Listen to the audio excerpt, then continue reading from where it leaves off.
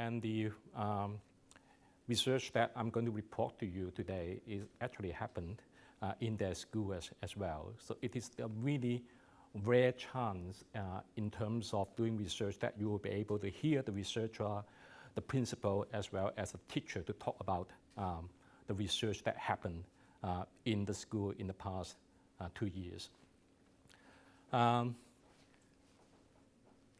I would also like to acknowledge the funding source for that research project, which is the department's Education Horizon grant. Without that funding support, we virtually won't be able to carry out that research project. I would like to start my presentation with a question for you to think about. The question is, how do you know if an educational system is effective?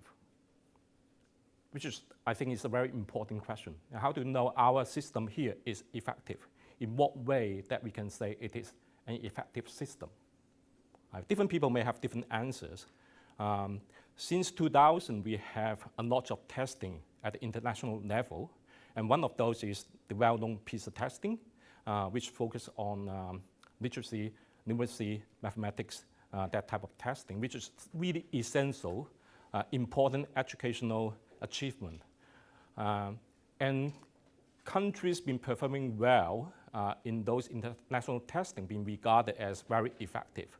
And Australia has been ranked among those high-performing countries as well. So from that perspective, we can say we have an effective system. But are we truly have an effective system? I think the question, my perspective is, if we look at the performance of our students at the bottom, we see a lot of gaps.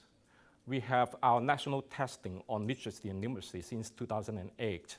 And in each round of testing, the result is coming back, telling us the same story,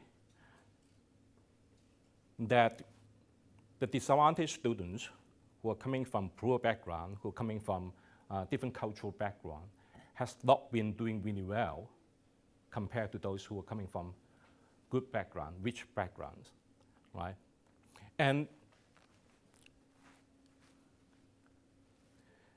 the gap has been there. The gap's been persistently there. And if you look at, there's another report came out 2 years ago that the Victoria government is trying to look at their students. And what they have found is the gap is actually widening when we move up the years. So at the very beginning, it's just 10 months between students who are coming from disadvantaged students compared to those who are from non-disadvantaged background. But by the time they get to year 9, the gap is 2 years and 6 months falling behind. So we have a problem. And there's another report which is really concerning, and that we actually have lots of students who are classified as disadvantaged. And the report came out in 2016 from the Social Service Council Australia, telling us that 1 in 7 children are actually living below the poverty line in Australia, now, which is very disappointing from the government's perspective, because we always try to get rid of that poverty issue. And if you look at the research in relation to literacy, we have a lot of research that's been accumulated over the past several decades, telling us that kids who are coming from disadvantaged backgrounds have issues with their language development. They don't develop their vocabulary as fast as those who are coming from a rich family. They don't have a lot of exposure to language development. They learn language skill very slowly. And when you come to learning, they don't respond really well. The performance is disappointing, and they don't really want to read. They will try to avoid reading. Now, this is a general picture. I'm not saying that everybody who are coming from those backgrounds will have this type of characteristic. some of them will be really resilient and get through their education and be a really successful graduate. But many of these students who are coming from those backgrounds are being affected by their condition, by their constraints. And those constraints are not something that we don't know. So constraints such as food, such as financial resources, other resources at home, constraints such as their communication with their family members and what they spend their time on at home, reading or anything to do with literacy is never a valued part in those homes. So in other words, they don't being read to when they were young. When they grew up, they don't talk with their siblings about things that they have read at home. So again, this is a general pattern. I'm not saying that everybody will be behaving in the same way. And the other concerning things is if you look at those kids who are from those disadvantaged backgrounds, they are not just battling at home, they're also battling a lot of limitation in their community as well. So the peer group, the peer influences, and the type of neighborhood they are living, and the type of resources they are having, and the type of influences that they see every day is a challenge to them. It's a challenge to them not just because of the fact that those challenges will distract their learning, but more importantly, they will just bring them to some other pathways that we don't want them to go down. Right? So we know this type of thing. And a lot of studies, especially sociological studies, tell us that they don't have the social capital, right? They don't have the type of resources that kids from middle classes, the higher classes kids would have. Now my question is, I mean, we know all of them. We know all this really well. And we don't want to start a research and asking kids about, how many books that you have at home, because that will actually remind them about their difficult situation.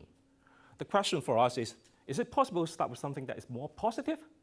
Is it possible to start with something that is they have and they want to do, rather than starting with something that is they are lacking, right?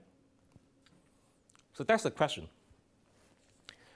Now, I've been studying motivation and engagement for more than a decade. My PhD study is on motivation as well. Motivation is important. And the reason why it is so important because there's a lot of research being conducted in this area telling us that if somebody who are motivated, who engage in literacy learning, their performance will be well. And the reason is pretty simple, because if you have kids who are motivated, who are engaged, they're willing to spend time reading, spend time doing the writing, they know what strategies to use. If they have difficulties, they will just stop and think about how they can actually improve. They will regulate their understanding, they want to learn more. So if you have a motivated kid in your class, it is a blessing. If you have all of them are motivated, it is an ideal classroom for a teacher because you don't really need to do anything. Those kids will actually run their classes for you. Now, how do we make sense of literacy motivation? We have a lot of theories: self-efficacy theory, self-determination theory, self-regulation theory, self-concept achievement goal theory, expectancy value model, interest, attribution theory, goal setting theory. Do you want more? I can give you more. To navigate through these large number of models and theories, what all these theories actually trying to tell us is motivation is a mental process. Motivation is something to do with a person's beliefs and a person's goal, what they want to achieve, as well as the strategies and the perception. Okay? So basically, it's pretty simple. I don't have time to go through all those theories for you, but I just assume that you will be familiar with some of them, not all of them. the important thing about those theories is most of them is pointing to something I call it as an enabler. In other words, every theory is trying to look for a magic powerful variable that we can manipulate in such a way that you can propel motivation, you can drive motivation. So for example, if you look at the very famous one, the self-efficacy theory, the Bandura's social cognitive theory, what Bandura is trying to tell us, you need to feel confident about your ability to complete a task before you actually do it, right? So what we can do is to make our kids, to get them to feel more confident about their ability in completing a task if we want to motivate them. Other theories similarly locate really powerful enabler. Choice and autonomy, which is part of the self-determination theory. And therefore, we have a lot of studies telling us that if you give kids choices in relation to the books that they're going to read, the tasks that they're going to do, they are more happy. They want to do it because of the choice, because of the way that they can actually control the task by themselves. Self-regulation theory talks about the importance of providing monitoring strategies. Expectancy value theory is about whether kids actually value the task, whether they think that they will have a high chance to be successful. And a lot of studies and a lot of interventions being conducted and designed based on those motivation theory. One of the interventions which has been around for quite some time is CORI, concept-oriented reading instruction for promoting reading. There's another one called self-regulation strategy development, SRSD, which is more about writing. And both interventions are actually based on some of these motivational models. Right? Now the question is, does disadvantaged students have those enablers? Do they have them? What happens if they don't have them? And to what extent those distressing conditions actually constrain the development of those enablers? Right? And again, can we actually start to build on something that they already have? So in other words, you can't just go in and ask the kids, do you have choice of reading at home when they don't have books at home, or when the choices at home for reading is very limited.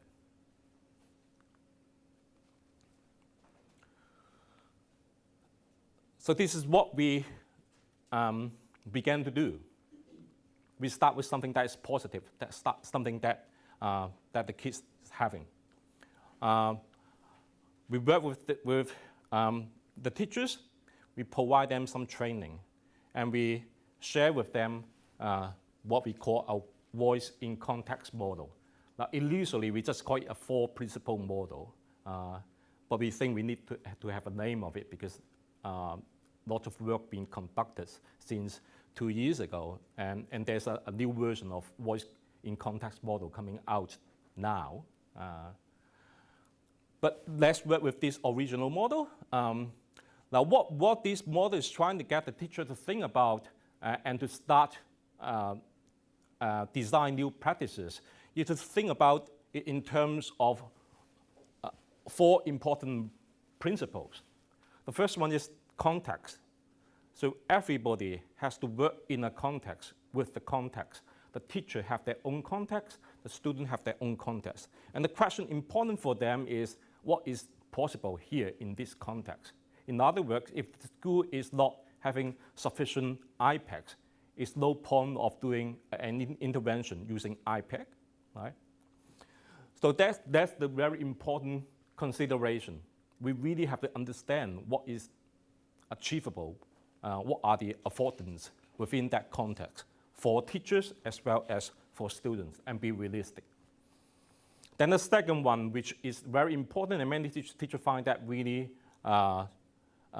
powerful, which is student voice. Teachers make a lot of decisions by themselves based on the curriculum, but seldom teacher asks students' participation, or seldom teacher will actually go to talk to the student and ask them for their contribution. So what we get the teacher to think about is, are you sure that what you have actually dished out for them are something that they like to do? Or how do you know? Or how do you know that they actually working? Or do they have new ideas that you haven't been able to capitalize on? Then the third principle is the notion of partnership. We try to get the teacher to think about that in the reform process, they are not alone. There are lots of people that can actually come to help. The research team will be able to help. There are other teachers who will be interested in joining together and work together. And there will be other professionals within the school as well as the community they can actually draw on if they want to. But most importantly, we reminded teachers that student is their very number one partners in the change process. Without the students, there's no change. So how you can actually partner with students to build on, to work on their voices and to respond to their voices is a very important consideration. The final principle that we talk to the teacher is the notion of outcome. And what we try to get the teacher to think about is outcome is not just means scores. Outcome is not limited to score. Outcome can be something that is more personal. So for example, if you have a students who don't want to read, and at the end, what you try to do is to get that student to be interested in reading, then the most important outcome there is the reading interest. It's not the score, it's the interest. So we try to get the teacher to think really broadly about the notion of outcome in relation to what they want to do. Then in the middle of that model is the target model. So there's a model within the model. The target model is basically to focus teachers to think about how you can actually craft your classroom in such a way that it focuses everybody on learning. So the target model is looking at the design of the task, whether the task is interesting, whether the task is relevant, the notion of authority, who is making the decision. Do you actually provide students with the choice, provide students with the authority so that they will be able to control the process? The notion of recognition, do you, as a teacher, recognize students' effort and their time spending on a task? And do you provide chances for them to collaborate? Do you have actually grouping that students find useful for them? And when you come to evaluation, what you focus on? Are you actually focused on score, or are you focusing on some other thing that actually provides students with a focus on learning and time? Do we provide students with sufficient time to work on the task? So the whole model itself is not anything that is complicated. It's easy to understand. And what we have done with the teachers is to start to talk to the teachers about this model and to step down together with them and do some discussion and begin our design work. So this is the first design that we came up with. We call it vocabulary learning for social emotional learning for Year 5 teachers and students. And the reason why we have focused on vocabulary learning is just because of the teacher has a concern about the limitation, the limited vocabulary students have in relation to expressing their feeling. And the school that we work with and the students there, most of them are coming from second language background, and they don't have a lot of vocabulary when they come to talk about how angry they are with somebody. So they want to expand that. And social emotional learning is also part of the curriculum in the school in that year, and therefore we have chosen that focus. And this is what we have designed together. We started with a thematic map exercise. So every student is going to develop their own thematic map on emotive works.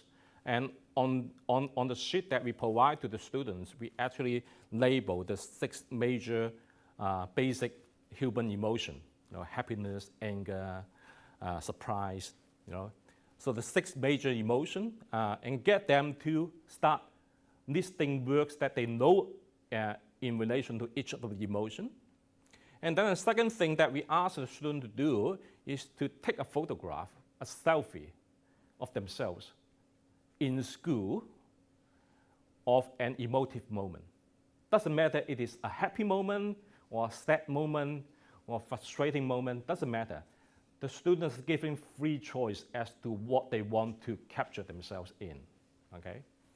And once they capture that selfie, we get the student to write about the selfie and encourage them to use as many emotive words as possible, relevant to the case. Then they have to present the selfie, present their writing in the class. And after they have done the selfie task, then the next part that we get the student to do is to get them to write about an emotive moment in a novel, of a character in a novel they have just completed. Right. So this is the process. And this is a thematic map, just show you how it looks like. So for each class, they have actually provide time for kids to develop the thematic map. Kids normally work individually, but there will also time that they can compare their thematic maps. And of course, when they compare the thematic maps, they will learn more words. And this is one of the selfie writing. We have underlined those emotive words that they have used. And this is the writing about the experience of a character in the novel. So is the intervention or is this new design effective? We have collected data at the pre-intervention, during the intervention, and the post-intervention level. And the most important part is the listing of the emotive works as well as the writing. So this is the result. The number down here represents each individual student. The purple bar here is the pre-intervention, and the red bar here is the post-intervention. So you can see every student is improving in terms of the number of the vocabulary that they actually listed out in the thematic map, in the listing task. And this is the actual number. Right? So as expected, in some of the emotion, they do better. Like happiness, they do better. But overall, they have improved their mean score substantially. And if you do the calculation, it is about 270% improvement in terms of the number of words that they can actually list by the end of the intervention. That should be 270. This is some of the works. I don't know whether you know all of them or not. Like I found. I didn't know this one in the middle. So that's the new word for me. This slide shows the change. This is the word that one class have altogether. And you can see at the post-intervention level, there's diversity just increased substantially. At individual level, this is one student's emotive word journey. So you can see this student knows really limited at the beginning, but when it is finished, he knows a lot. Now about the writing. That's the most interesting part. We didn't design the intervention with a view to promote writing. But we have a gut feeling that it might help because there's a lot of research talking about the importance of vocabulary to writing. So the more vocabulary we know, the better writer you will be. And what we have found is, in terms of the length of the writing, it was about 60 works that students been using. But by the end, when they do the second writing about the emotive moment, it's 152. Now you'll probably be asking about how many emotive works they actually use. And here's the figure, only around 2 or 3 at the beginning, but at the end, it's 7. Then the next question is, well, yes, they use more of the emotive works, but are they actually using them correctly, semantically correct? So we look at the writing, look at each word and see whether they have used it correctly. And here's the result, right? So in other words, they not just wrote more, they wrote better.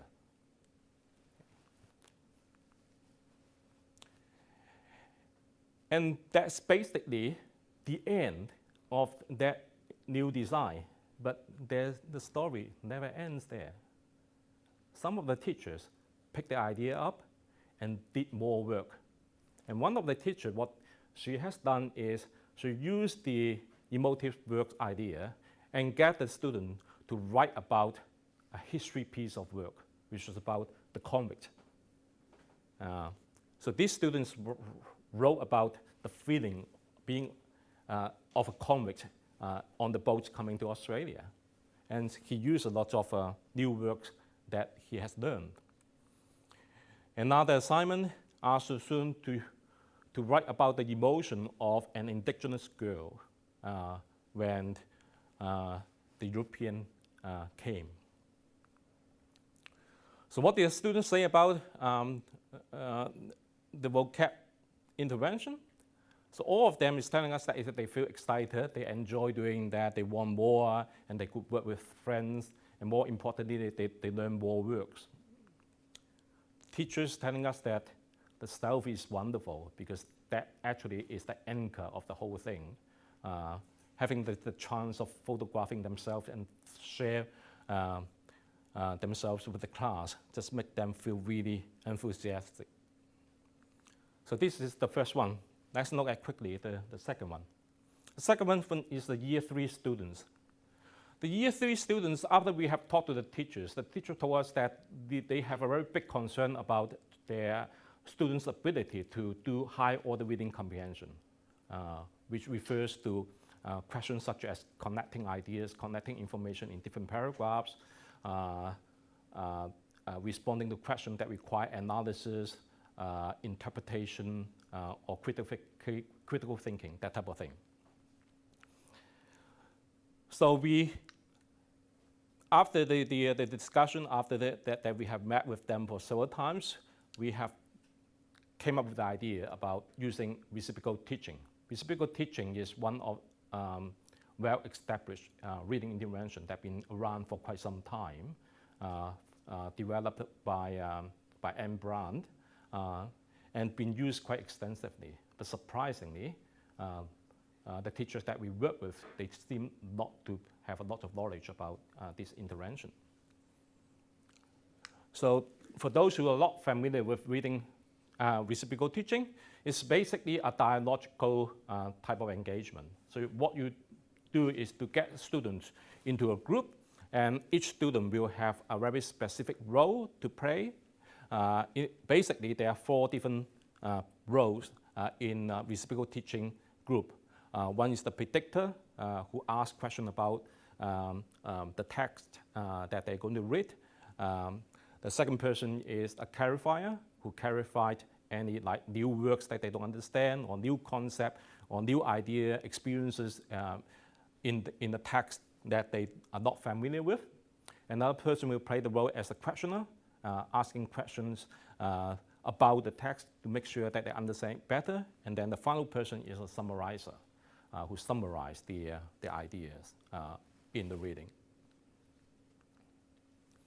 Now we add a very important dimension to that design, which we call mastery-focused dialogue. Now the reason why we want to add that, because reciprocal teaching for kids who don't have a very strong reading skills can be really daunting, can be very frustrating. Like you will be worrying about whether you are asking the right question, whether when you do the prediction, whether you are making yourself a fool, or when you do the summary, you actually capture all the ideas, right? So it can be really demanding, let's put it that way. So what we have done is to get the student to learn about a dialogue that encourage each other about the importance of learning, the importance of effort, that they are allowed and acceptable to make mistakes and make errors. And error and mistake is part of the natural process. So we have 3 different types of dialogues that we train the student to do. One is called keep on going, which is basically encouraging them to do more, to put more effort. The second one is mistake are the key. It's okay to make mistakes. It's acceptable to make errors. And the final one is they can work together. They can improve the whole group together. All right. So this is basically what we try to, some of the examples, like keep on going there.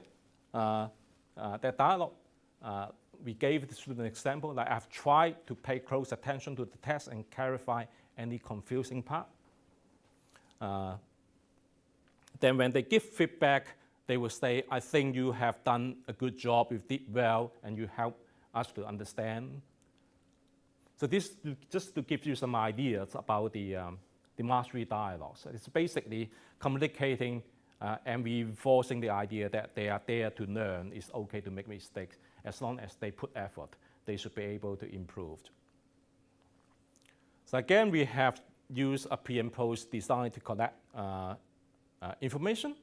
And the important thing is we have got these kids to do 2 lab plan tests, one at the pre-test level, pre-intervention level, the other one at the post-intervention level. And this is the result.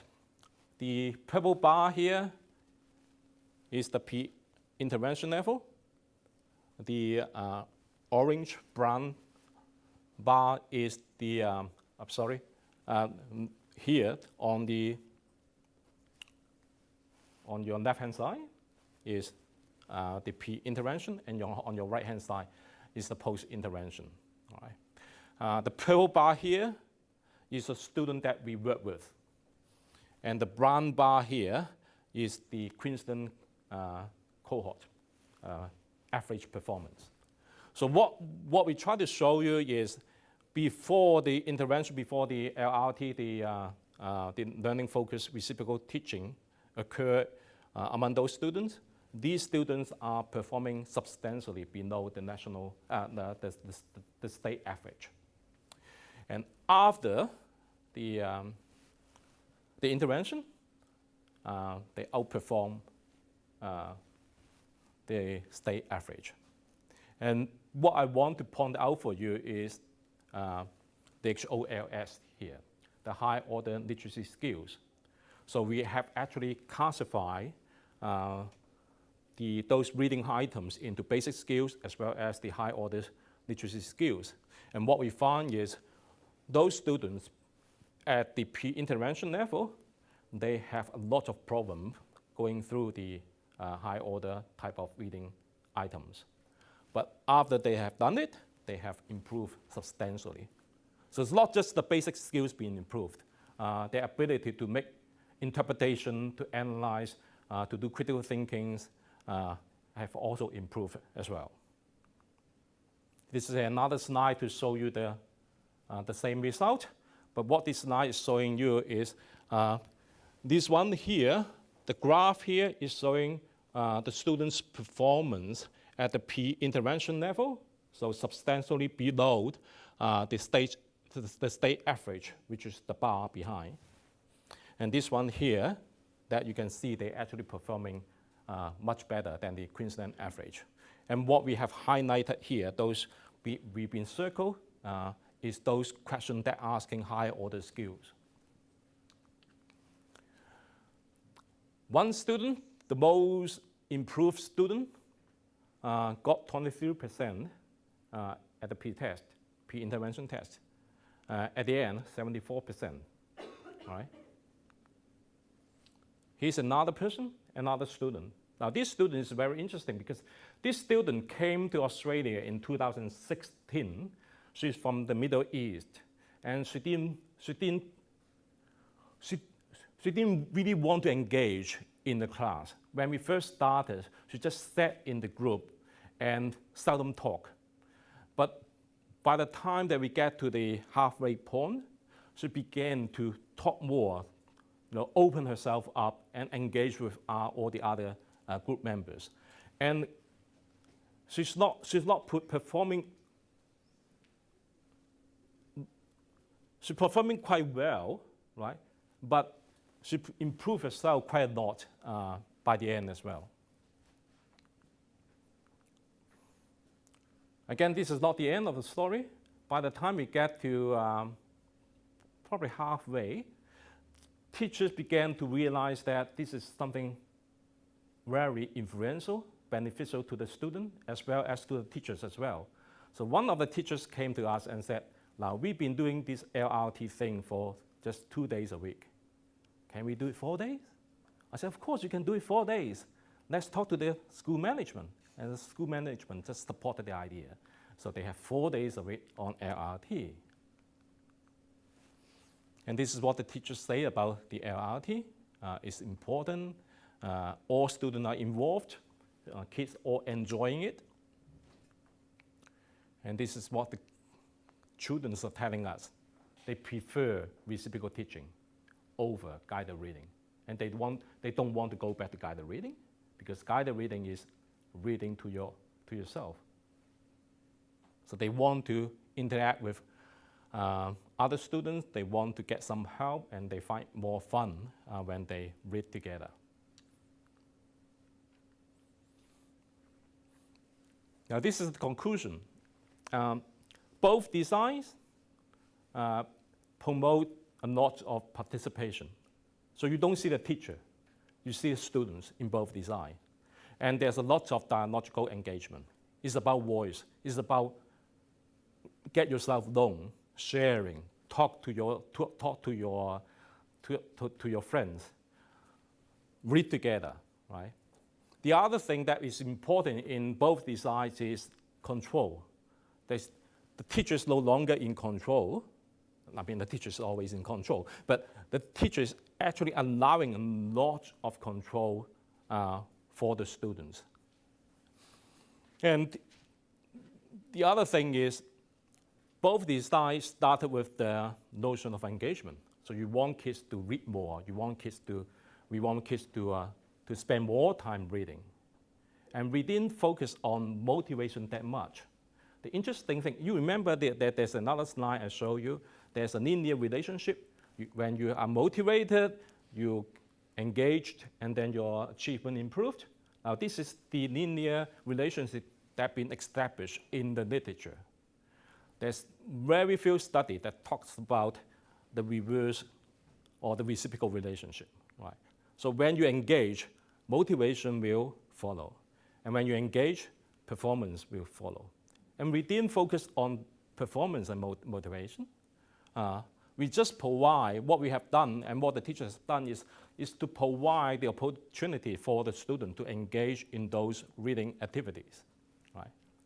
And they become motivated, and their sense of efficacy become stronger, and they want to do more.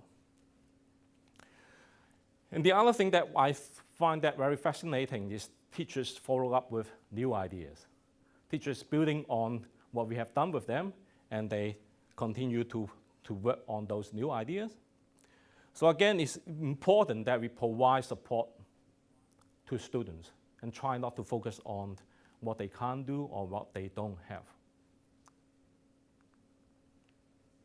Going back to the very first question, this is my version of answer. Is to know whether an education system is effective, it's important that it improves learning and performance for all students. It's no good if the education system just producing high-performing, high-achieving students when you have a lot of students who are falling behind. So all students should be able to have a chance to improve themselves, especially those who are coming from a poor background. And it offers opportunities for those who are coming from a poor background as well. And the important thing is to create hopes for this type of student. And this is a new book we just published. Brandon's here, so you can talk to him about this new book. We published it with Springer, and it was released last month. And we used the whole book, actually, to justify this argument that we have to create opportunities and hopes for students who are coming from disadvantaged background. And the learning and the literacy design that we have worked with the teachers is actually doing that, creating opportunities that the students see fit for them and they respond.